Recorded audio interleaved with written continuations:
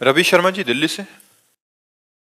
जय श्री हरिवंश महाराज जी। महाराज जी, भगवत गीता में श्री कृष्ण जी ने कहा है, आप ऐसे लिख रहे हैं कि मैं जिस पे भी कृपा करता हूँ या जिससे भी प्रेम करता हूँ उससे उसका सब कुछ छीन लेता हूँ। मैं अर्थ, परिवार, सभी रिश्ते, नाम और प्रसिद्धि छीन लेता हूँ, फिर वो बिना शर्त मेरे पास आता है और मुझ में समा जाता है। महाराज जी, 1 साल से ऐसा ही महसूस हो रहा है कि सब कुछ बहुत तेजी से हो रहा है। परिवार और व्यवसाय सहित सभी लोग जिनका मैं समर्थन करता था वो बार बार मेरे विश्वास को धोखा दे रहे हैं। ऐसी स्थिति। देखो, ऐसा कोई ना समझे, गलत अर्थ मत लीजिए। अगर गलत अर्थ लेंगे तो कोई कोई भयभीत भी हो जाएंगे, ऐसा नहीं। मंगल भवन अमंगल हारी, भगवान की ताकत नहीं है कि वो अमंगल कर सके, क्योंकि वो मंगल भवन है। अरे वो मारेंगे तो देव दुर्लभ पद प्राप्त होता है। भगवान की ताकत नहीं किसी का मंगल कर सके। जैसे सूर्य की ताकत नहीं कि अंधेरा दिखा दे, क्योंकि जहां सूर्य रहेगा वहां अंधेरा नहीं हो सकता। ऐसे जहां भगवान का आश्रय हुआ वहां अमंगल नहीं हो सकता। तो जो भगवान ने कहा उसे समझना है। जब तक हमारी धन में प्रीति होती है, जब तक हमारी परिवार में प्रीति होती है, जब तक हमारी भोगों में रति होती है, तब तक भगवान से प्रेम नहीं होता। तो भगवान 2 प्रकार से वो रति हटाते हैं। अगर विवेकवान है तो भगवान अंदर वैराग्य देकर हटा देते हैं, और अगर विवेक नहीं है तो फिर वो वस्तु ही हटा देते हैं, जिससे उसकी रति हटकर भगवान में पहुंच जाए। ये भगवान की कृपा होती है, ना कि भगवान के द्वारा किया हुआ कोई अमंगल विधान होता है। ऐसा कोई ना समझे। नहीं तो सबसे बड़े महाभक्त, जिनके लिए भगवान ने कहा अहम भक्त पराधीनो अस्वतंत्र ईद्विज, महर्षि दुर्वासा से कहा मैं भक्त के पराधीन हूं, वो महाराज अम्बरीश।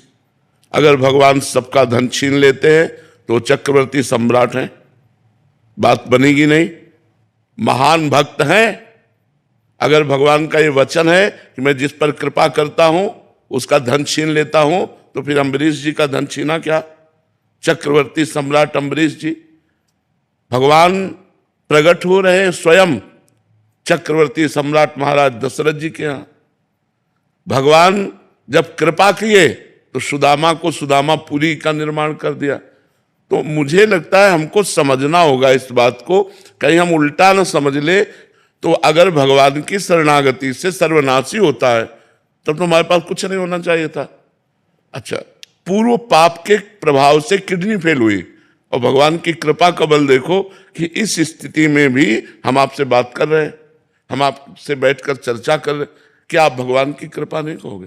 तो भगवान की कृपा दुलार करती है कि पीटती है? भगवान की कृपा देती है कि लेती है? हमें इस बात पर देखो, भगवान की कृपा सजाती है या उजाड़ती है? सजाती है। हाँ, सत्य को सजाती है, असत को उजाड़ती है। जो हमारे अंदर असद भावनाएं हैं उनका सर्वनाश कर देती है भगवान की कृपा। तो ये हम ना सोचे, 2 प्रकार से कृपा भगवान की तरफ ले जाती है।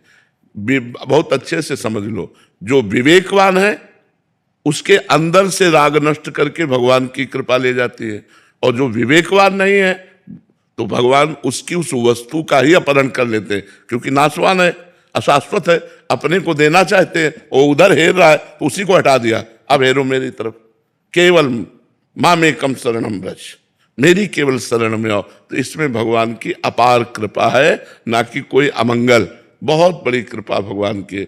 अच्छा, व्यापार ना चलना, परिवार के लोगों का हमसे प्यार ना करना, ये व्यवहार है पूर्व प्रारब्ध का। पूर्व प्रारब्ध, लाखों भक्तों में से ऐसे कितने भक्त होंगे जब भक्ति नहीं करते थे तो उनको सुख सुविधाएं नहीं मिली, और जहां भक्ति शुरू की तो सुख सुविधाएं सब मिलना शुरू हो गई। भक्तों से आप पूछिए। तो अगर कहीं हमको ये भ्रम हो कि कृपा सब सुख सुविधा का नाश कर देती है, तो ऐसा हम मानने के लिए तैयार नहीं, क्योंकि एक से एक महान भक्त जो राजऋषि हुए हैं, जो बड़े बड़े चक्रवर्ती सम्राट हुए हैं, वो भगवान के भक्त हुए हैं।